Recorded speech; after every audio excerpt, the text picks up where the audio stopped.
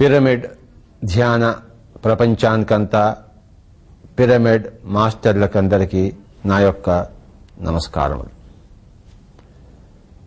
ఈరోజు మనం ఈ యొక్క ధ్యానం అనే విషయం గురించి కూలంకషంగా తెలుసుకుందాం. ధ్యానం అనే ఈ యొక్క సబ్జెక్టు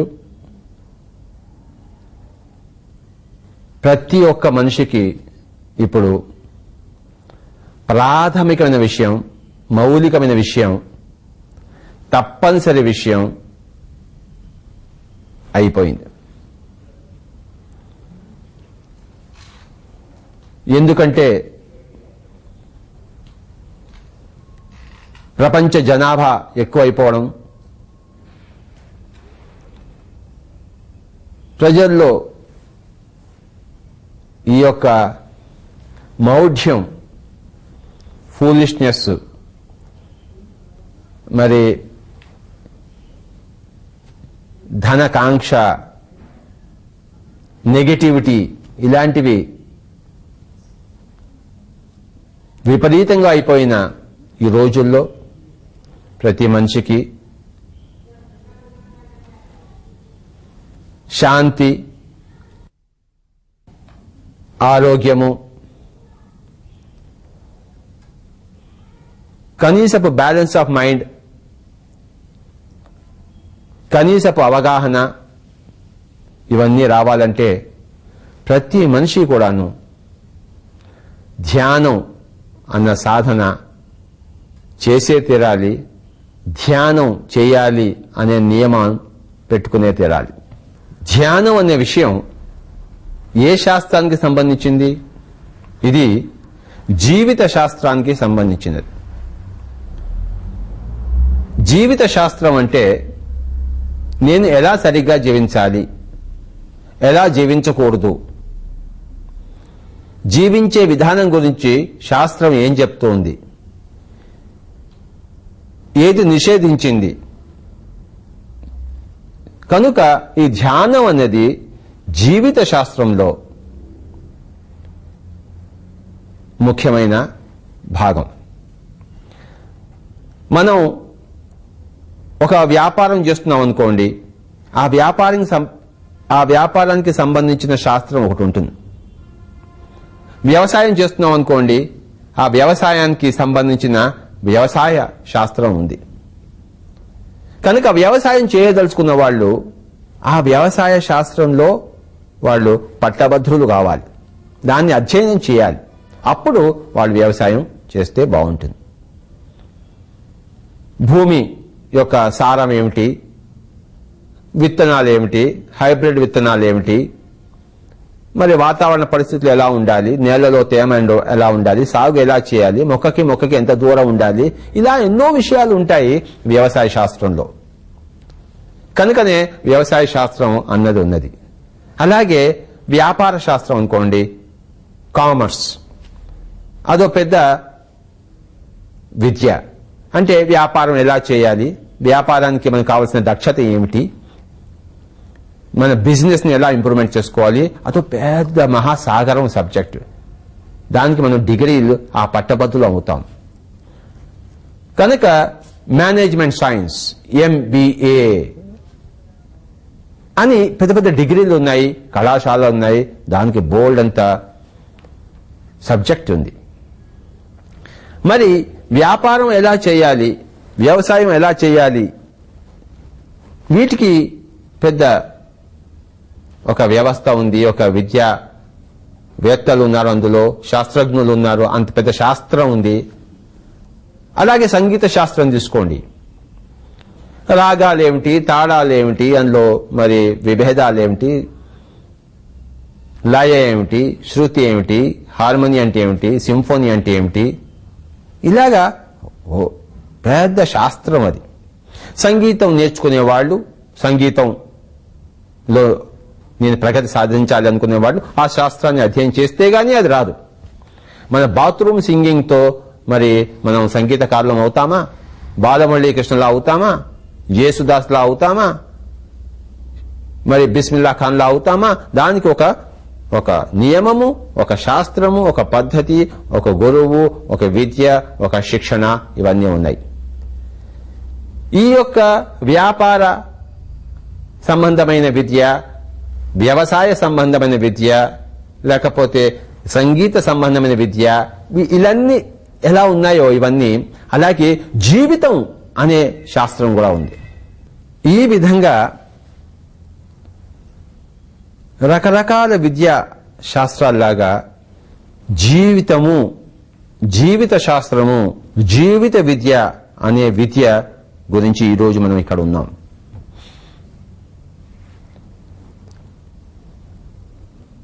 ఈ పుట్టుక అంటే ఏమిటి? ఈ చావు అంటే ఏమిటి? ఈ మధ్యలో జీవితం అంటే ఏమిటి? పుట్టుక ముందు నేను ఉన్నానా లేదా? చావుకు తర్వాత నేను ఎక్కడన్నా పోతానా, అసలు ఉన్నానా లేదా? జీవితంలో ఆనందంగా ఉండాలి, ఎలా ఉండాలి? అందరితో కలిసిమెలిసి ఉండాలి, ఎలా కలిసిమెలిసి జీవించాలి? ఇలాగ రకరకాల విషయాల గురించి మనకి చెప్తుంది ఈ యొక్క జీవిత శాస్త్రం. ఈరోజు మనం ధ్యానం అనే విషయం గురించి తెలుసుకోవాలనుకుంటున్నాం. ఈ ధ్యానం అనేది జీవిత శాస్త్రంలో అత్యద్భుతమైన విషయం, అతి ముఖ్యమైన విషయం, అతి మౌలికమైన విషయం. వ్యాపారంలో ఉండే ప్రతివాడు నేను వ్యాపారంలో ఎన్నో లాభాలు పొందాలి అని అనుకుంటాడు. వ్యాపారంలో లాభాలు పొందడం కోసమే వ్యాపారం చేస్తున్నాం, నష్టాలు పొందడం కోసం కాదు. ఏదో విధంగా వ్యాపారం చేయడం కోసం, టైం పాస్ కోసం ఎవడు వ్యాపారం చేయడు. అలాగే వ్యవసాయంలో ఉన్నప్పుడు ఏదో దున్నుదానిలే, ఎంతొస్తే అంతేలే అని ఎవడు, ఏ రైతు కూడాను వ్యవసాయం చేయడు. అత్యధికమైన దిగుబడి కోసమే పాపం వస్తారు. కానీ ఆ శాస్త్రం తెలియక ఆ వ్యవసాయంలో నష్టపోతాడు, వ్యాపారంలో నష్టపోతాడు. అలాగే జీవితంలో కూడాను ప్రతి ఒక్కడు నేను ఎంతో ఆనందంగా జీవించాలి, నేను ఎంతో చక్కగా జీవించాలి, అందరూ షహబాష్ బేటా అనుకునే విధంగా జీవించాలి, నేను మన్ననలు పొందాలి, నేను ఆరోగ్యంగా ఉండాలి, ఆనందంగా ఉండాలి, ప్రీతిపాత్రుడుగా ఉండాలి, అందరికీ ఆదర్శప్రాయంగా ఉండాలి అని ఎన్నో అనుకుంటాడు. కానీ అంతా అస్తవ్యస్తం, గందరగోళం, ఏం చేయాలో తెలీదు, ఎలా మాట్లాడాలో తెలియదు, ఏది వినాలో తెలియదు, ఎలా చూడాలో తెలియదు, ఏది ఆలోచించాలో తెలియదు, ఏది తినాలో తెలియదు, ఎందుకు పుట్టామో తెలియదు, ఎందుకు చేస్తున్నామో తెలియదు. కనుక జీవితం అంతా ఈ జీవిత శాస్త్రం అనేది తెలియకుండా జీవిస్తున్నాం. కనుక అంత గందరగోళం, అస్తవ్యస్తం, అంధకారం, కలికాలం. మరి ఈ జీవిత శాస్త్రం అంటే హౌ టు లివ్ కరెక్ట్లీ, సరి అయిన విధంగా చెప్పడం కోసమే ఈ జీవిత శాస్త్రంలో మహాత్ములు, విద్యావేత్తలు, ప్రొఫెసర్సు, సైంటిస్టులు, శాస్త్రవేత్తలు అనాది కాలంగా ఉంటూనే ఉన్నారు.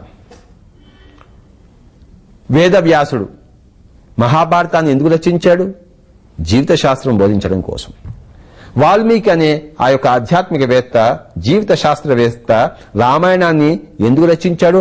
ఆ పాత్రలన్నీ ఎందుకు సృష్టించాడు? జీవిత విధానం నేర్పించడం కోసమే.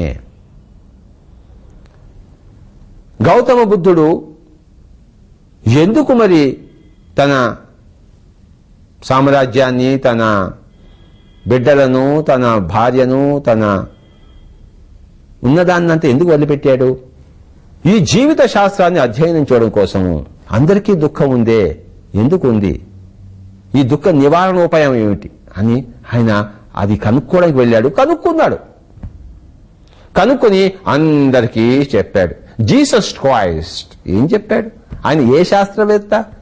వ్యాపారంలో నిపుణుడా, వ్యవసాయంలో నిపుణుడా, లేదా వంట చేయడంలో నిపుణుడా, సంగీతంలో నిపుణుడా? దేంట్లో? ఆయన జీవిత శాస్త్రంలో నిపుణుడు, ప్రొఫెసర్, సైంటిస్ట్. ఐన్స్టీన్ ఫిజిక్స్ లో సైంటిస్టు, బిస్మిల్లా ఖాన్ షహనాయిలో సైంటిస్టు, జీసస్ క్రైస్ట్ జీవిత విధానంలో సైంటిస్ట్. కనుక మనం ఎలా జీవించాలి అన్న సమస్య వచ్చినప్పుడు జీసస్ క్రైస్ట్ దగ్గరికి పోవాలి, గౌతమ బుద్ధుడి దగ్గరికి పోవాలి. ఎలా నేను షహనాయి వాయించాలి అన్నప్పుడు బిస్మిల్లా ఖాన్ దగ్గరికి వెళ్తాం. ఎలాగ నేను ఒక సితార్ వాయించాలి అన్నప్పుడు రవిశంకర్ దగ్గరికి వెళ్తాం. ఎలా నేను ఫుట్బాల్ ఆడాలి అన్నప్పుడు ఏ మెరడోనా దగ్గరికి వెళ్తాం. క్రికెట్ ఎలా ఆడాలి అన్నప్పుడు గవాస్కర్ దగ్గరికి వెళ్తాం. ఎలా జీవించాలి, ఎందుకు జీవించాలి, జీవిత శాస్త్రం అంటే ఏంటి తెలుసుకోవడం కోసం గౌతమ బుద్ధుడి దగ్గరికి వెళ్తాం, జీసస్ క్రైస్ట్ దగ్గరికి వెళ్తాం, వేద వ్యాసుడి దగ్గరికి వెళ్తాం, వాల్మీకి దగ్గరికి వెళ్తాం. My dear friends and masters and gods of this great earth, ఈ భూమండలంలో మనమంతా ఒకళ్ళతో ఒకళ్ళు మిత్రులుగా ఉండడం కోసం వచ్చాం, ఒకళ్ళ దగ్గర ఒకళ్ళు నేర్చుకోవడం కోసం వచ్చాం, మన మీద మనకి స్వామిత్వం సంపాదించడం కోసం వచ్చాం. ఇక్కడ ఈ భూమి మీద దేవుడిలా బతకడం కోసం వచ్చాం. కనుకనే ఫ్రెండ్స్, మాస్టర్స్ అండ్ గాడ్స్ అని సంబోధిస్తున్నాను. అందరి పట్ల నా సంబోధన ఇదే. ఈరోజు ఈ యొక్క జీవిత విధానం గురించి, అందులో ధ్యానం అనే విషయం గురించి మనం కూలంకషంగా తెలుసుకుంటున్నాం. ధ్యానం ద్వారానే, ధ్యానం చేసే గౌతమ బుద్ధుడు ఈ జీవిత శాస్త్రాన్ని కనుక్కున్నాడు. జీసస్ క్రైస్ట్ కూడాను ఈ జీవిత విధానాన్ని తన ధ్యాన గురువు దగ్గర తాను ధ్యానం చేసి ఆ ధ్యాన అనుభవంలోంచి, స్వానుభవంలోంచి తన జీవిత శాస్త్రాన్ని, సరి అయిన జీవిత శాస్త్రాన్ని వెలికి తీశాడు. ఏ ఆధ్యాత్మిక గురువైనా తాను ధ్యానం చేసి ఆ ధ్యానంలో తన ఆత్మచక్షువు, దివ్యచక్షువుని ఉత్తేజింపజేసుకుని తద్వారా తాను ఎందుకు పుట్టాడు, ఎలా పుట్టాడు, తను చనిపోయిన తర్వాత ఎక్కడికి వెళ్ళాడు, ఎన్ని జన్మలు ఎత్తాడు, ఇవన్నీ తెలుసుకున్నాడు. తెలుసుకుని వాటిని అందరికీ ప్రబోధించాడు. ఈ జీవిత శాస్త్రాన్ని ఇంగ్లీష్లో మనం స్పిరిచువల్ సైన్స్ అనుకుంటున్నాం. అంటే ఆత్మశాస్త్రం. స్పిరిట్ అంటే ఆత్మ, శాస్త్రం అంటే సైన్స్. స్పిరిచువల్ సైన్స్ అంటే ఆత్మశాస్త్రము అథవా ఆధ్యాత్మిక శాస్త్రం. Spiritual science. మనము పిరమిడ్ స్పిరిచువల్ సొసైటీస్ ని స్థాపించాము. దేనికంటే ఈ యొక్క స్పిరిచువాలిటీ, ఈ యొక్క స్పిరిచువల్ సైన్స్, ఈ యొక్క ఆధ్యాత్మిక విధానాన్ని, ఆధ్యాత్మిక శాస్త్రాన్ని అందరికీ ప్రబోధించడం కోసమే మనము ఈ పిరమిడ్ స్పిరిచువల్ సొసైటీస్ అన్న దానిని అనేక పట్టణాల్లో, అనేక గ్రామాల్లో మనం స్థాపించాం. ఎందుకు? అందరూ జీవిస్తున్నారు, కానీ జీవించే విధానం తెలియదు.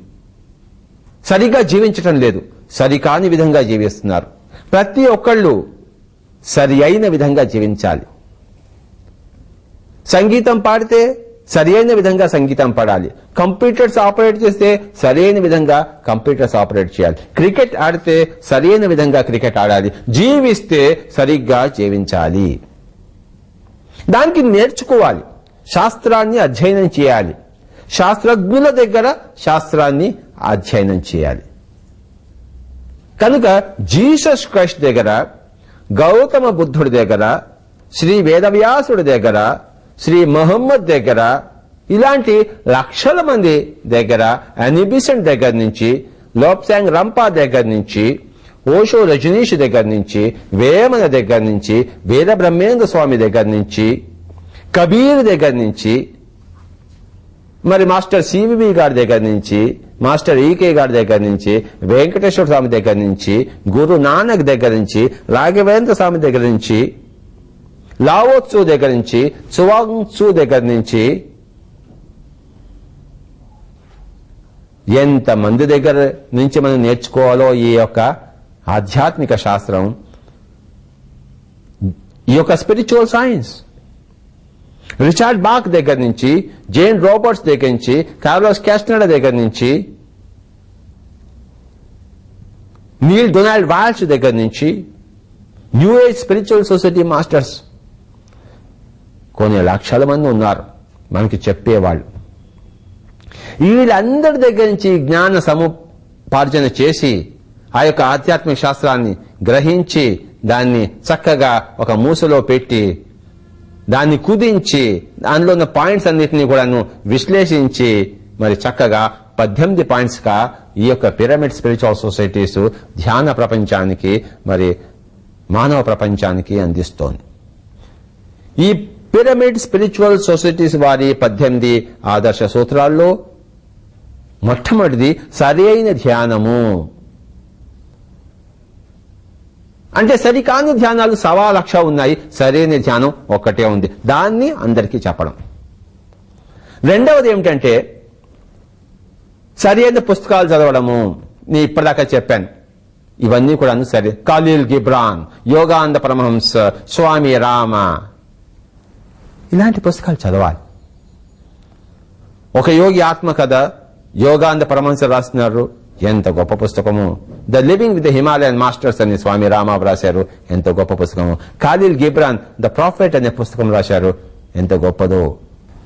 Jonathan Livingston Seagull Illusions 1 bridge across forever అనే రిచార్డ్ బాక్ పుస్తకాలు చదవాలి. కనుక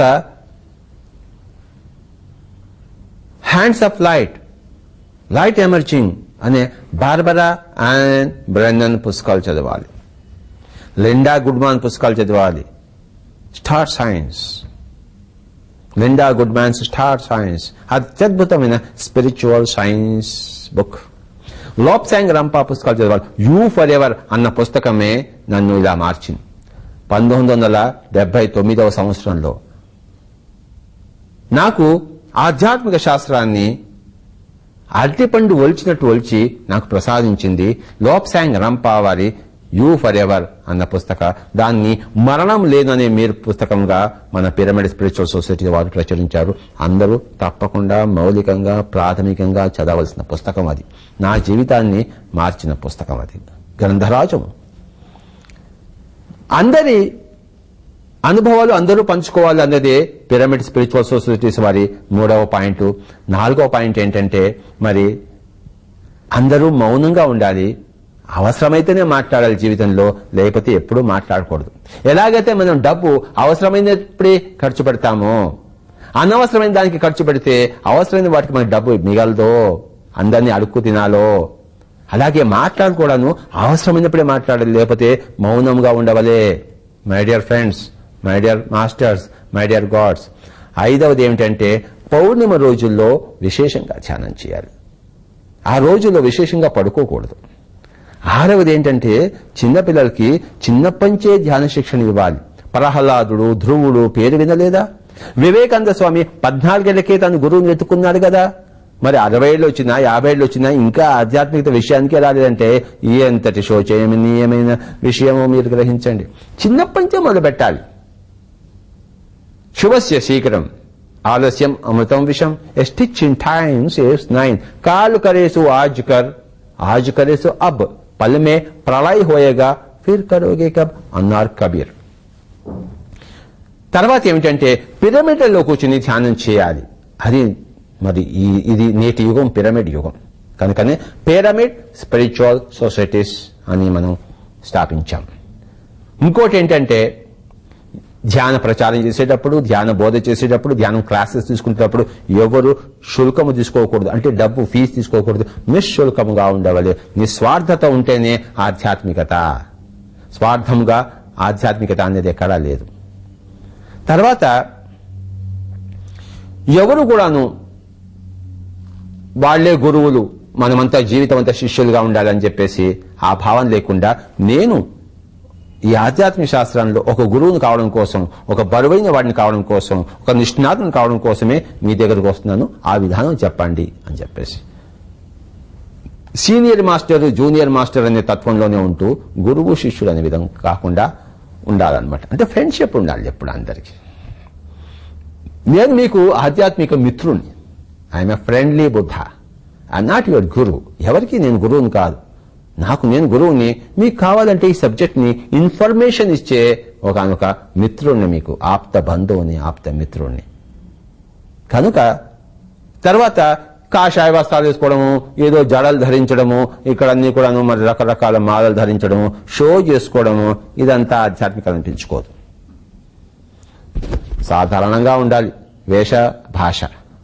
భాష అదేదో గ్రాంధికంలో మాట్లాడుతూ ఎవరికీ అర్థం కాకుండా వాడి సంస్కృతంలో మాట్లాడితే అది ఆధ్యాత్మిక అనిపించు. అందుకనే బుద్ధుడు పాళీ భాషలో మాట్లాడాడు. మన వేషం గాని మన భాషం గాని సామాన్యంగా ఉండవాలి. అది పిరమిడ్ స్పిరిచువల్ సొసైటీ వారి మౌలికమైన పాయింట్. తర్వాత ఏమిటండి మై డియర్ ఫ్రెండ్స్, గృహస్థుడుగానే ఉండాలి, గృహస్థ జీవనం అవలంబించాలి, మరి అందులోనే ఆధ్యాత్మికతను రంగరించాలి. ఈ రోజుకి 24 గంటలు ఉన్నాయి, మరి 12 గంటలు ప్రాపంచిక జీవితానికి, 12 గంటలు ఆధ్యాత్మిక జీవితానికి. కనుక ఇక్కడే దాన్ని రంగరించాలి. సంసారంలోనే నిర్వాణం అన్నాడు ఆచార్య నాగార్జునుడు. అదే పిరమిడ్ స్పిరిచువల్ సొసైటీస్ వారి అత్యద్భుతమైన పాయింట్. తర్వాత మన సమస్యలను మనమే ఎదుర్కొనాలి. మనకి అంత శక్తి ఉంది, ఆత్మశక్తి అనంతం.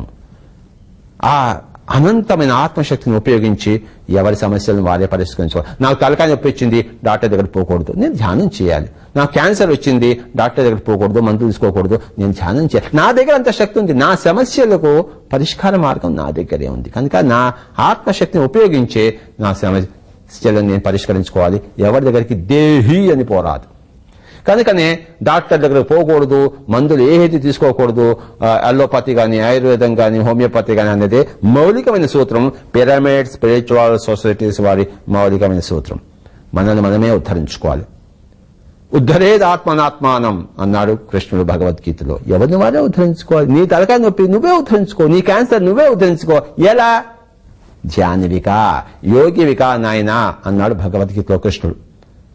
కనుక ఈ విధంగా ధ్యానం అనేది మౌలికమైన విషయము. ఈరోజు మనం ఆ ధ్యానం అనే విషయాన్ని తెలుసుకుందాం. కనుక బుద్ధుడి చెప్పిన ప్రబోధాల్లో కానీ, జీసస్ క్రైస్ట్ చెప్పిన ప్రబోధాల్లో కానివ్వండి, పిరమిడ్ స్పిరిచువల్ సొసైటీస్ చెప్పిన ప్రబోధాల్లో కానివ్వండి, భగవద్గీతలో కృష్ణుడు వేదవ్యాసుడు చెప్పిన ప్రబోధాల్లో కానివ్వండి, దేంట్లోనే కానివ్వండి, థియోసాఫికల్ సొసైటీ ప్రబోధాలు కానివ్వండి, యోగానంద పరమహంస ప్రబోధాలు కానివ్వండి, యోగడా సత్సంగ సొసైటీ, దేంట్లో రామచంద్ర మిషన్ ఏదైనా తెలుసుకోండి. ధ్యానం అన్నది అసలు విషయం. కనుకనే ఈ సరి అయిన ధ్యానం అన్నది బుద్ధుడి అష్టాంగ మార్గంలో ఆ 8 పాయింట్లలో మోస్ట్ ఇంపార్టెంట్ పాయింట్, చివరి పాయింట్. బుద్ధుడి అష్టాంగ మార్గంలోని ఆ సరి అయిన ధ్యానము అన్న చివరి పాయింటే పిరమిడ్ స్పిరిచువల్ సొసైటీ మాస్టర్లకి మొట్టమొదటి పాయింట్ అయింది. కనుకనే పిరమిడ్ స్పిరిచువల్ సొసైటీస్ వారి 18 ఆదర్శ సూత్రాల్లో సరైన ధ్యానం చేయడము, చేయించడము అనేది మొట్టమొదటి పాయింట్. ధ్యానం అంటే ఏమిటి తెలుసుకుందాము. గుర్తుంచుకోండి, ధ్యానం అంటే ఇంగ్లీష్లో మెడిటేషన్ అంటాం. ధ్యానం అంటే ఈ యొక్క మనస్సును పరిశూన్యము చేయడం, making your mind empty, my dear masters. ఇక్కడ ఇది ఆలోచనల పుట్ట, ఇది తలుపుల పెట్టె. ఈ తలుపుల పెట్టెని ఆ ఖాళీ చేసేయాలి. ఈ ఆలోచనల పుట్టను ఆలోచన రహితము చేయాలి. దాని పేరు ధ్యానము. దీనికి సరి అయిన నిర్వచనము మహర్షి ఇచ్చాడు. ఏమిచ్చాడంటే యోగః చిత్త వృత్తి నిరోధః. యోగమనగా, ధ్యానమనగా చిత్త వృత్తులను నిరోధించడము, అంటే మన ఆలోచనను పరిశూన్యము చేయడము. అదే యోగము అనిపించుకుంటుంది. యోగివికా నాయన తపస్విభ్యోధికో యోగి జ్ఞానిభ్యోపి మతోధిక కర్మభ్యశ్చాధికో యోగి తస్మాత్ యోగీ భవ అర్జున. కనుక అర్జున యోగివిక అన్నప్పుడు నువ్వు నీ చిత్త వృత్తులను నిరోధించు నాయనా అని కృష్ణుడు అర్జునుడు చెప్తున్నాడు. Make your mind empty. 24 గంటలు ఆ ఫ్యాన్ తిరుగుతూ ఉంటే అది కాలిపోతుంది. అవసరం ఉన్నప్పుడు ఫ్యాన్ పెట్టుకోవాలి, లేనప్పుడు స్విచ్ ఆఫ్ చేయాలి. 24 గంటలు లైట్స్ ఆన్గా ఉంటే కాలిపోతాయండి.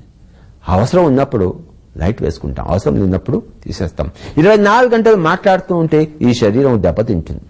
అవసరం ఉన్నప్పుడు మాట్లాడాలి, లేకపోతే ఈ యొక్క నోటిని స్విచ్ ఆఫ్ చేయాలి. 24 గంటలు చూస్తూనే ఉంటే దెబ్బతిపతి చచ్చిపోతాయి కళ్ళు. కనుక రాత్రిపూట కళ్ళు మూసేసుకుంటాం.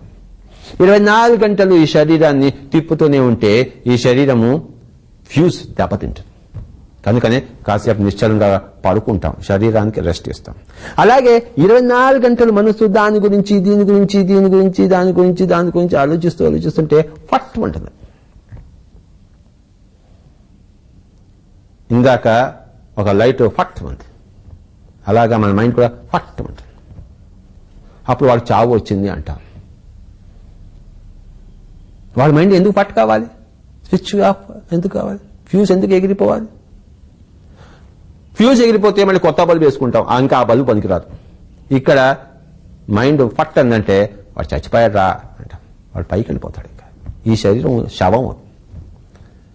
ఈ శరీరాన్ని కొన్ని లక్షల సంవత్సరాల వరకు మనం హాయిగా సంరక్షించుకుంటే, సరైన తిండి తింటే, సరైన మాటలు మాట్లాడితే, ఆ మనసుకి ఆ మైండ్కి రెస్ట్ ఇస్తే, శరీరానికి రెస్ట్ ఇస్తే 8 లక్షల సంవత్సరాలైనా ఇది పనిచేస్తుంది. ఈ మనస్సుకి రెస్ట్ ఇవ్వడమే ధ్యానము. కంపల్సరీ అది. ఎలాగైతే శరీరానికి నిద్ర కంపల్సరీయో, ఈ యొక్క మనస్సుకి, ఈ యొక్క మెదడుకి, ఈ యొక్క మైండ్కి ధ్యానం అనేది కంపల్సరీ, ఈక్వల్లీ కంపల్సరీ. రెస్ట్ కావాలి.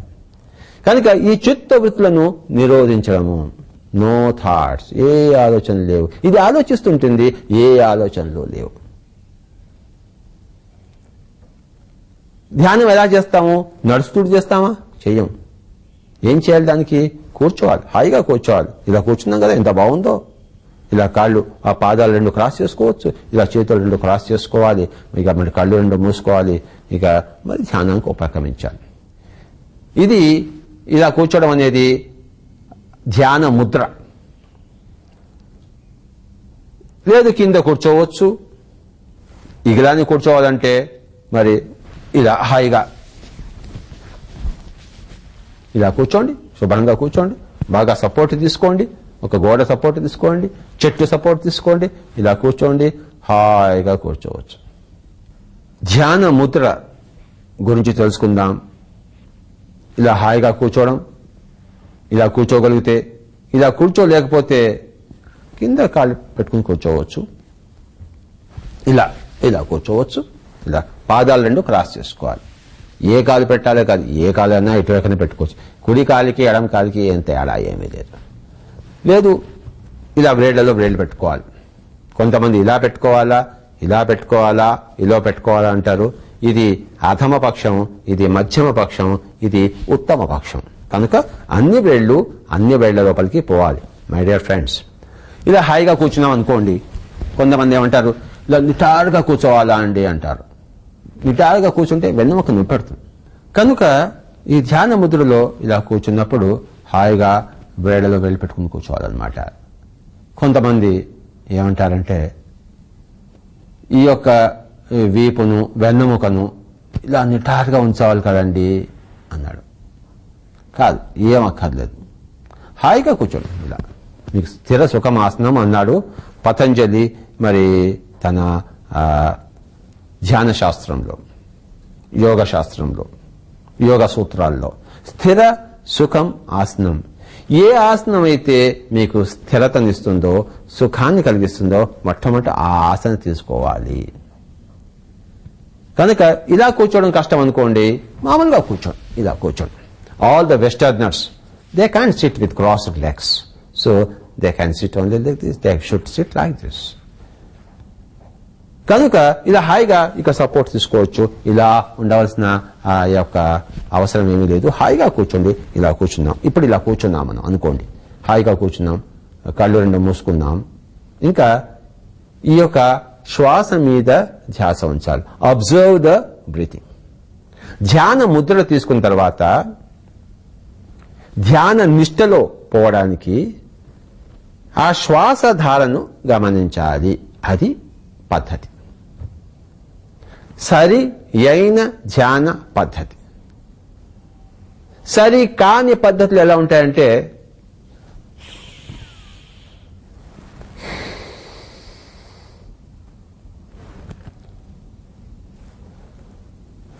ఓం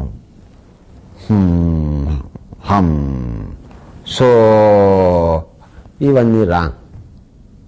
ఈ మంత్రం చెప్పడం, సో హం అండం, ఓం అండం తీసుకోవడం కానీ ఇవన్నీ కూడాను తప్పు తప్పు తప్పు. శబ్దం రాకూడదు నోట్లోంచి, ఏ మంత్రము రాకూడదు. నిశ్శబ్దం. The mouth should be closed. ఏ శబ్దము చేయకూడదు. తర్వాత ఊపిరి బిగపట్టడం,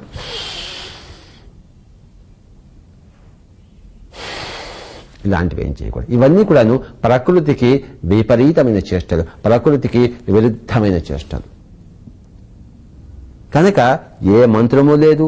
తర్వాత మనసులో ఏ రాఘవేంద్ర స్వామిని ఆ యొక్క విగ్రహాన్ని మనం ప్రతిష్ఠించుకోవడమో, ఏ శివుడిని ఆలోచించుకుంటూ కూర్చోడమో, లేకపోతే జీసస్ క్రైస్ట్ శిలువ మీద ఎలా ఉన్నాడో ఆ రూపాన్ని పెట్టుకుని ఆ రూపాన్ని గురించి రాంగ్, తప్పు. ఇవన్నీ కూడా సరికాని ధ్యాన పద్ధతులు. అడ్రస్ సరిగా లేదనుకోండి, మీరు ఊరంతా తిరుగుతుంటారు కానీ గమ్యం చేరరు. సరికాని ధ్యాన పద్ధతుల్లో మీ జీవితం వ్యర్థమైపోతుంది, మీ గమ్యం చేరరు. సరి అయిన అడ్రస్తోనే మీరు గమ్యం చేరుతారు. సరి అయిన ధ్యాన పద్ధతితోనే మీరు మీ యొక్క గమ్యము చేరుతారు. కనుక సరి అయిన ధ్యాన పద్ధతి, దాన్ని గౌతమ బుద్ధుడు ఆనాపానసతి అని కనుక్కున్నాడు. ప్రతి యోగి కనుక్కున్నాడు, వేమన కనుక్కున్నాడు, జీసస్ క్రైస్ట్ కనుక్కున్నాడు, గౌతమ బుద్ధుడు కనుక్కున్నాడు, లక్షల మంది కనుక్కున్నారు. అయితే తర్వాత శిష్య పరంపర వాటిని అపభ్రంశం చేసింది, భ్రష్టు పట్టించింది. కనుక ఈరోజు ఇన్ని మతాలు అయిపోయాయి, ఇన్ని విధానాలు అయిపోయాయి, అంతా సర్వనాశనం అయింది. కనుక my dear friends, pyramid spiritual societies వారు సరి అయిన ధ్యాన విధానాన్ని మళ్లీ వెనక్కి తీసి మన భూగర్భంలో దాగిన ఆ మణిని తవ్వి తీసి ఆ మణిని అందరికీ ప్రదానం చేస్తున్నారు, ప్రసాదం ఇస్తున్నారు. కనుకన సరి అయిన ధ్యాన విధానము ఆనాపానసతి, సుఖమైన ధ్యానముద్ర, కళ్ళు రెండు మూసుకోవడము, ఏ మంత్రము లేకపోవడము, మనసులో ఏ ఇష్ట దేవతను ప్రతిష్ఠించుకోకుండా మనసును పరిశూన్యం గావిస్తూ శ్వాస మీద ధ్యాస. గౌతమ బుద్ధుడు దీనిని ఆనాపాన సతి అన్నాడు. ఆన అంటే ఉచ్ఛ్వాస, అపాన అంటే నిశ్వాస, సతి అంటే కూడుకుని ఉండడము, మన ఉచ్ఛ్వాస నిశ్వాసలతో కూడుకుని ఉండడం. సున్నితమైన సహజమైన స్వాభావికమైన ఆ శ్వాసధారతో ఏకమై ఉండడం. దీన్నే శ్వాసానుసంధానం అంటాం. Being with the breath. కుంభకరహితమైన పూరక రేచకాత్మకమైన సుఖమయ ప్రాణాయామము. హాయిగా కూర్చోవాలి, కళ్ళు రెండు మూసుకోవాలి. ఇక ఏ ఆలోచన లేకుండా ఇక్కడ నేను ఆఫీస్కి వెళ్ళాలి, ఆఫీస్ నుంచి రావాలి, డబ్బు సంపాదించాలి, అవన్నీ పక్కన పెట్టాను, స్విచ్ ఆఫ్. ఇప్పుడు వాటి అవసరం లేదు. నేను షాపులో లేను వ్యాపారం గురించి ఆలోచించడం కోసం, నేను పొలంలో లేను వ్యవసాయం గురించి ఆలోచించడానికి, నా పెళ్ళాం పక్కన లేను నా పెళ్ళాం గురించి ఆలోచించడం కోసం, కనుక నేను రోడ్డు మీద లేను ట్రాఫిక్ గురించి ఆలోచించడం కోసం. నేను ఇప్పుడు ధ్యానంలో ఉన్నాను, ఏ పని లేదు. ధ్యానం అనేది నా పని. ఇక్కడ చిత్త వృత్తి నిరోధం, నో థాట్స్ వాట్స్ ఎవర్. అన్ని ఆలోచనలకి స్వస్తి చెప్పి కళ్ళు రెండు మూసుకొని బ్రేడ్లలో బ్రేడ్లు పెట్టేసి హాయిగా కూర్చొని సుఖాసనంలో మరి ధ్యాన ముద్రలో చక్కగా కూర్చుంటూ ఇంకా ధ్యాన నిష్ట కోసం శ్వాసానుసంధానం. శ్వాసానుసంధానం ద్వారా ధ్యాన నిష్ట. ధ్యానం అంటే చిత్తవృత్తి నిరోధం, making your mind empty. My dear friends, హాయిగా కూర్చోవాలి. కూర్చొని కళ్ళు రెండు మూసుకొని శ్వాస మీద ధ్యాస. ఎంత వీలైతే అంత, 10 నిమిషాలు, 15 నిమిషాలు, 20 నిమిషాలు, గంట, 3 గంటలు, 4 గంటలు. ముఖ్యంగా ఎవరి వయసు ఎంత ఉందో అన్ని నిమిషాలు తప్పకుండా కూర్చోవాలి. అంటే 5 ఏళ్ల పిల్లలు 5 నిమిషాలు, 10 ఏళ్ల పిల్లలు 10 నిమిషాలు, 20 ఏళ్ల పిల్లలు 20 నిమిషాలు, 30 ఏళ్ల పిల్లలు 30 నిమిషాలు, 40 ఏళ్ల పిల్లలు 40 నిమిషాలు, 50 ఏళ్ల వాళ్ళు 50 నిమిషాలు, 70 ఏళ్ల వాళ్ళు 70 నిమిషాలు విధిగా చేయవలసిందే. That is the critical amount. అన్నం ఉడకాలంటే ఎంతసేపు పెట్టాలి కదా. అలా పెట్టి అలా తీస్తే ఎలా ఉడుకుతుంది? ఇలా కూర్చుని అలా మన కళ్ళు తెరిస్తే ధ్యానం వస్తుందా? కనుక ఎవరి వయసు ఎంత ఉందో అన్ని నిమిషాలు ఖచ్చితంగా కూర్చోవాలి అన్నది పిరమిడ్ స్పిరిచువల్ సొసైటీ వారి ఒకనొక సజెషన్. సామూహికంగా ధ్యానం చేస్తున్నప్పుడు ఎక్కువ చిన్నపిల్లలుంటే ఒక 10-15 నిమిషాలు ధ్యానం సరిపోతుంది. ఎక్కువగా పెద్దవాళ్ళు ఉంటే ఒక 45 నిమిషాలు అర్ధగంట చేసుకోవచ్చు. మనం ఒక్కళ్ళు ఉన్నప్పుడు, ఏకాంతంగా ఉన్నప్పుడు తప్పకుండా మన వయసు ప్రకారం, ముఖ్యంగా ముసలి వాళ్ళు, ఎక్కువ వయసు ఉన్న వాళ్ళు, 50 ఏళ్ల వాళ్ళు 50 నిమిషాలు, 70 ఏళ్ల వాళ్ళు 70 నిమిషాలు ఖచ్చితంగా కూర్చుంటే గాని ఆ మనస్సు ఒక శాంతమైన, పక్వమైన స్థితికి రాదు. కనుక ఈ యొక్క సూత్రాన్ని తప్పకుండా అర్థం చేసుకోవాలి. ఎంత సమయం కేటాయించాలో అంత సమయాన్ని కేటాయించాలి. తర్వాత చీకటి చేసుకోవాలి, లైట్లు ఆఫ్ చేసుకోవాలి, కర్టెన్లన్నీ వేసుకోవాలి. అందుకే ఋషులు పూర్వకాలంలో గుహల్లోకి పోయేవాళ్ళు, అక్కడ చీకటి ఉంటుంది. కనుక మై డియర్ ఫ్రెండ్స్, చక్కగా చీకటి చేసుకోండి, ఇంకా సావధానంగా కూర్చోండి. ఇంకో 2 గంటలు 2 నిమిషాలు ఎక్కడికైనా పోవాలనుకుంటే ఇప్పుడు కూర్చుంటే ఏమీ లాభం లేదు. కనుక అలా కాకుండా ప్రయాణంలోకి పోతున్నాము, ఇక్కడి నుంచి వరంగల్కి వెళ్ళాలి, 3 గంటల ప్రయాణం, ఏం చేస్తాం? హాయిగా కూర్చుంది అందులోనే ఒక పక్క ప్రయాణం జరుగుతుంటుంది, ఇంకో పక్క మనం ధ్యానం, కళ్ళు 2 మూసుకుని కళ్ళకి విశ్రాంతినిచ్చి శ్వాస మీద ధ్యాస, అబ్జర్వ్ ద బ్రీతింగ్. వరంగల్ పోయేసరికి మీకు బోల్డ్ అంత శక్తి వస్తుందన్నమాట. కనుక ఈ ప్రయాణ సమయాన్ని ఎంతైనా ఉపయోగించుకోవచ్చు. ట్రైన్లో పోతున్నప్పుడు, ఫ్లైట్లో పోతున్నప్పుడు, కారులో పోతున్నప్పుడు, బస్సులో పోతున్నప్పుడు ఆ సమయాన్ని ఎంత చక్కగా ధ్యానంలో వినియోగించుకోవచ్చో చెప్పనలవి కాదు మై డియర్ ఫ్రెండ్స్. కనుక నిర్ణీత సమయంలో వర్క్ చేసుకోవడము, తర్వాత చీకటి చేసుకోవడము, హాయిగా కూర్చోవడము, ఏ మంత్రం చెప్పకపోవడము, ఇవన్నీ కూడాను ధ్యాన ముద్రకి సంబంధించినవి. ఒక మనిషికి తగలకుండా కూర్చోవాలి. వీలైతే బస్సులో పక్కన కూర్చున్నాం అనుకోండి, అయినా పర్వాలేదు, అది విధి కాని పరిస్థితి. కానీ ఇంటి దగ్గర కూర్చున్నప్పుడు, సామూహికంగా ఉన్నప్పుడు ఒక మనిషి తగలకుండా కూర్చుంటే కాస్త మంచిది. తర్వాత కొంతమంది ఏమంటారు, కొంతమంది మాకు ఇలా కూర్చున్నామండి చాలా కాళ్ళు నొప్పులు పెడుతున్నాయి అంటే కొంచెం వాళ్ళు ఇలా చేసుకోవచ్చు, మళ్ళీ కూర్చోవచ్చు. కదలకుండానే కూర్చోవాలి అన్న నియమం ఎక్కడా లేదు. కళ్ళు మటుకు ఇప్పకూడదు, చేతులు ఇప్పకూడదు, కళ్ళు ఇప్పకూడదు. మళ్ళీ కాళ్ళు కాస్త సర్దుకోవచ్చు, కాస్త కొంచెం ఇలా చేసుకుని మళ్ళీ కూర్చోవచ్చు. కళ్ళు మటుకు ఇప్పరాదు మధ్యలో. కనుక ఇవన్నీ కూడాను ధ్యాన ముద్రకు సంబంధించిన విషయాలు మై డియర్ ఫ్రెండ్స్. ధ్యాన ముద్ర అంటే సుఖమైన ముద్ర. అది ఇంకా గంట వరకు మీరు హాయిగా ఆ ముద్రలు స్థితముగా కూర్చొనవలే.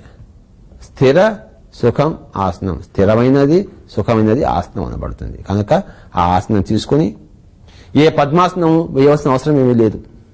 ఈ కాలు తీసి ఇటు పెట్టి, ఆ కాలు తీసి ఇటు పెట్టి అలా కూర్చొని ఇలా తిన్నగా కూర్చుంటేనే, వెన్నెముక విరిచేస్తేనే అది ధ్యానం, అది ఖచ్చితంగా కానే కాదు. ఏ పద్మాసనము అక్కర్లేదు, ఏ వెన్నెముకను విరవక్కర్లేదు, హాయిగా కూర్చోవాలి, కళ్ళు 2 మూసుకుని శ్వాస మీద ధ్యాస. ఇప్పుడు మనం ఈ యొక్క ధ్యానంలో ఏం జరుగుతుందో, అసలు పరిస్థితి ఇక్కడ ఏమవుతుందో అక్కడికి వెళ్దాం. ఇప్పుడు ఇంకా హాయిగా ధ్యానంలో కూర్చున్నాము, కళ్ళు 2 మూసుకున్నాము, ఏ మంత్రము లేదు, మనసులో ఏ రూపం లేదు, ఆ యొక్క శ్వాస మీద ధ్యాస. శ్వాసను బిగపట్టడం లేదు, శ్వాస మీద ధ్యాస. మనసు పరిపరి ఆలోచనలు చేస్తుంటుంది, ఇంటి దగ్గరికి వెళ్తుంది. కానీ ఇప్పుడు ఇంటి మీద ధ్యాస వద్దు, శ్వాస మీద ధ్యాస. మనసు పెళ్ళాం దగ్గరికి వెళ్తుంది, కానీ ఇప్పుడు పెళ్ళాం మీద ధ్యాస వద్దు, శ్వాస మీద ధ్యాస. పిల్లలు స్కూల్కి వెళ్ళారు, ఏమవుతుందో, ఏం చేస్తాం మనం? వస్తే వస్తావు, లేకపోతే లేదు. మనం ఏం చేయాలి ఇక్కడ కూర్చుని? కనుక పిల్లల మీద ధ్యాస వద్దు, మరి శ్వాస మీద ధ్యాస. రేపు ఏమవుతుందో, అప్పులు ఎలా తీర్చాలో, 1,00,000 రూపాయల అప్పు, ఏం చేస్తాం? చేయగలిగితే అందుకు దగ్గరికి వెళ్తాము, లేదు అంటే ఇప్పుడు మనం కూర్చున్నాం ఇక్కడ ధ్యానంలో కూర్చుంటే 1,00,000 రూపాయలు అప్పు అంటే ఎలా? కనుక భవిష్యత్తు గురించి ఆలోచనలు వద్దు. గతించిన దాని గురించి, నిన్న వాడు నన్ను తిట్టాడే, వాడు నన్ను కొట్టాడే, రోడ్డు మీద అవమానం చేశాడే, ఇప్పుడు దాన్ని తలుచుకుంటే లాభం ఏమిటి? ఏదైనా చేతనైతే మళ్ళీ వాడిని నన్ను తన్నాలి. ఇప్పుడు మటుకు ఆ ఆలోచనలు వద్దు. గతించిన వాటి గురించి, మరి రాబోయే వాటి గురించి, ఎక్కడో ఉన్న చోట వాటి గురించి ఇవన్నీ కూడాను ఆలోచనలు ముసురుతూ ఉంటాయన్నమాట. ముఖ్యంగా కళ్ళు మూసుకోగానే ముసురుతుంటాయి. వాటన్నిటినీ cut cut cut cut cut చేస్తూ శ్వాస మీద ధ్యాస. ఇంటి గురించి ఆలోచన వచ్చింది, ఓ రాకూడదు, శ్వాస మీద ధ్యాస. పెళ్ళాం గురించి ఆలోచన వచ్చింది, ఆఫీస్లో బాస్ గురించి ఆలోచన వచ్చింది, ఓ నో థాట్స్, ఆలోచన కట్ చేయవలే. ఇది ఆలోచించే సమయం కాదు, ఆలోచన రహిత స్థితిలో ఉండే సమయం, ధ్యాన సమయము. కనుక శ్వాస మీద ధ్యాస. ఇలా కూర్చుంటుంటే మొట్టమొదటిలో నిమిషానికి 100 ఆలోచనలు వచ్చాయనుకోండి, మెల్లిమెల్లిగా నిమిషానికి 80 ఆలోచనలు, నిమిషానికి 60 ఆలోచనలు, నిమిషానికి 20 ఆలోచనలు, నిమిషానికి 5 ఆలోచనలు, 2 ఆలోచనలు, అలా అలా వాటి యొక్క ప్రెషర్ తగ్గుతుంది. చివరికి ఒక అనుక స్థితి వచ్చేస్తుంది, ఆలోచనలే లేవు. No thoughts whatsoever. The mind has become empty. కనుక చిత్త వృత్తి నిరోధము జరిగినది.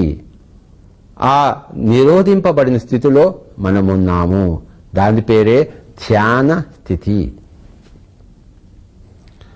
కనుక ఈ ధ్యాన స్థితికి చేరుకోవడం కోసం శ్వాసానుసంధానం, ధ్యాన ముద్ర తీసుకున్న తర్వాత ఈ యొక్క ఆనాపానసతి, శ్వాసానుసంధానం, శ్వాస మీద ధ్యాస ద్వారా బాగా సమయాన్ని కేటాయిస్తే అలా కూర్చోగా 5 నిమిషాలు, 10 నిమిషాలు, 15 నిమిషాలు, 20 నిమిషాలు, ఎవరి వయస్సును బట్టి వాళ్ళు, అప్పుడు మనసు శాంతము చెందెను, మనస్సు శూన్యము అయ్యను,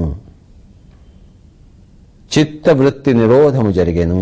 మై డియర్ ఫ్రెండ్స్, అప్పుడు ధ్యానంలో ఉన్నాం, ధ్యాన స్థితి. హాయిగా కూర్చోవాలి. మధ్య మధ్య ఆలోచన వస్తుంటాయి, సహజం అది.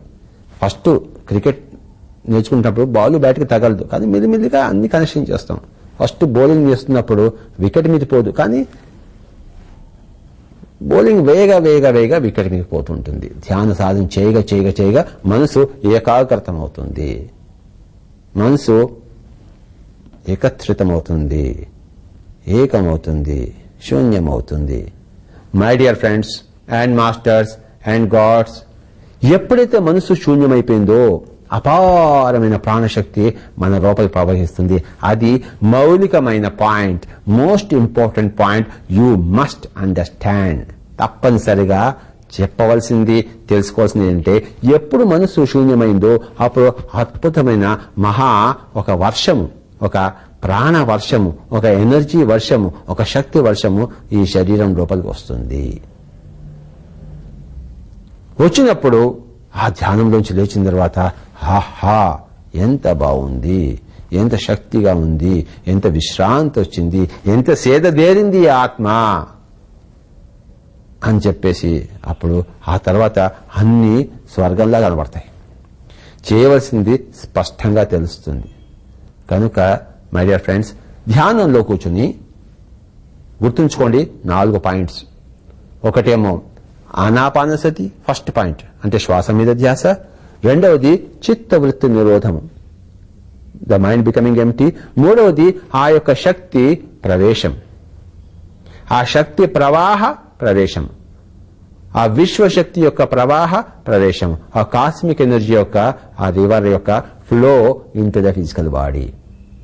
ఎవరికైనా మూడో కన్ను ఉంటే వాడు చూడొచ్చు ఆ యొక్క ధ్యానం యొక్క శరీరంలోకి ఆ యొక్క శక్తి ప్రవహించడం అనేది స్పష్టంగా కనబడుతుంది. మూడో కన్ను ఉన్న వాడికి, క్లియర్ వాయింట్ అయిన వాడికి, ధ్యాన స్థితిలో ముందు పోయి ఋషి స్థితికి పోయిన వాడికి. కనుక మై డియర్ ఫ్రెండ్స్, హాయిగా కూర్చోండి.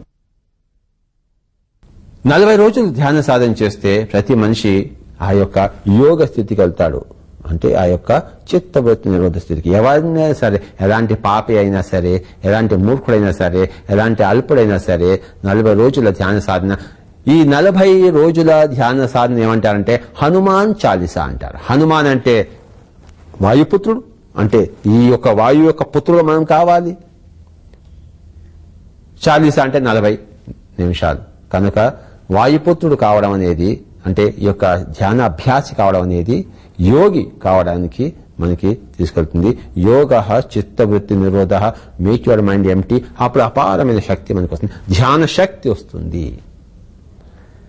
ధ్యాన స్థితిలో ధ్యాన శక్తి లభ్యమవుతుంది, ధ్యాన స్థితిలో ఆత్మశక్తి లభ్యమవుతుంది, ధ్యాన స్థితిలో విశ్వశక్తి కాస్మిక్ ఎనర్జీ మనకి లభ్యమవుతుంది. అలా లభ్యమైనప్పుడు ఏమవుతుంటే మనలోని యొక్క సిద్ధులన్నీ పరిపక్వమవుతాయి, ప్రస్ఫుటమవుతాయి, ప్రకటితమవుతాయి. మన మూడవ కన్ను తెరుచుకుంటుంది, దివ్య చక్షువు విప్పారుతుంది. అంతవరకు పడుకుని నిద్రపోతున్న ఆ మూడో కన్ను మెల్లిమెల్లిగా లేచి పాము పడగ ఇప్పినట్టు లేస్తుంది. అంతవరకు ఉన్న ఆ యొక్క మన శక్తి, దేహశక్తి మరి 3 చుట్టల్లాగా పడుకుని నిద్రపోతున్న ఆ యొక్క దేహశక్తి అనే పాము పడగ విప్పి మరి ఆడుతుంది. అపారమైన దేహశక్తి వస్తుంది. ఎన్ని పనులైనా అవలీగా లీలగా చేయగలుగుతాము, ఎన్ని పనులనైనా 24 గంటలు చేయగలుగుతాము. మై డియర్ ఫ్రెండ్స్, 4 స్టెప్స్ ఉన్నాయి, 3 లాస్ ఉన్నాయి. ఫస్ట్ లా ఏం చెప్తుందంటే ధ్యాన శాస్త్రంలో శ్వాస మీద ధ్యాస ద్వారా చిత్తవృత్తి నిరోధం జరుగుతుంది. రెండవది ఏం చెప్తుందంటే చిత్తవృత్తి నిరోధం ద్వారా విశ్వశక్తి ఆవాహనం జరుగుతుంది. మూడవది ఏం చెప్తుందంటే విశ్వశక్తి యొక్క ఆవాహనం ద్వారా మనలోని శక్తులన్నీ, సిద్ధులన్నీ విజృంభిస్తాయి. కనుక these are the 3 laws of meditation. కనుక my dear friends and masters and gods of this Andhra Pradesh, ఈరోజు ఈ ధ్యాన విషయం గురించి మనం తెలుసుకున్నాం. తెలుసుకోవాల్సిన విషయం ఏమిటంటే ధ్యానం అంటే పూజ కాదు. హారతి పెట్టడము, గంట మోగించడము, పూలంతా విగ్రహానికి పెట్టడము. ధ్యానం అంటే పూజ కాదు. ధ్యానం అంటే స్తోత్రం కాదు. భగవంతుడా,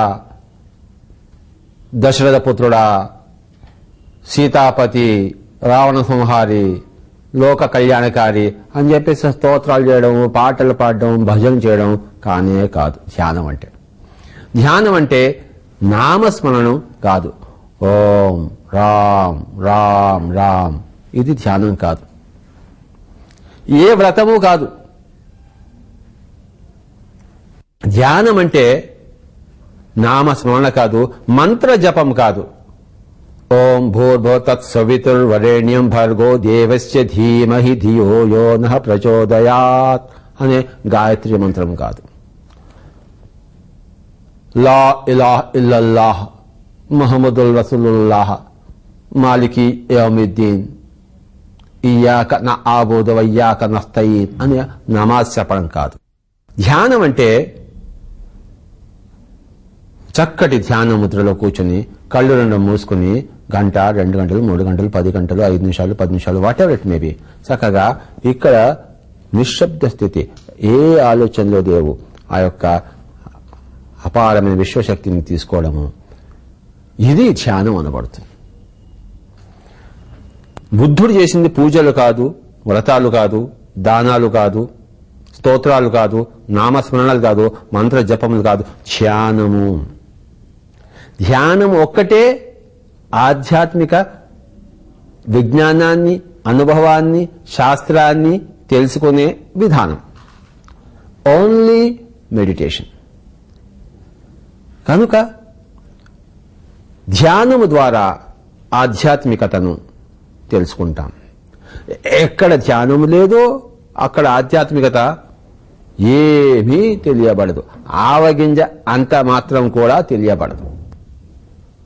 కానీ ఎక్కడైతే ధ్యానం విశేషంగా ఉందో, నిరతము ఉందో, అసిధారావ్రతంగా ఉందో అక్కడ ఆధ్యాత్మికత అనేది, ఆ శాస్త్రం అనేది మేరు పర్వతం అంతా మనం సంపాదించుకుంటాం. కనుక పిరమిడ్ స్పిరిచువల్ సొసైటీస్ ఈ యొక్క మూమెంట్ ధ్యానానికి అంకితమైనది.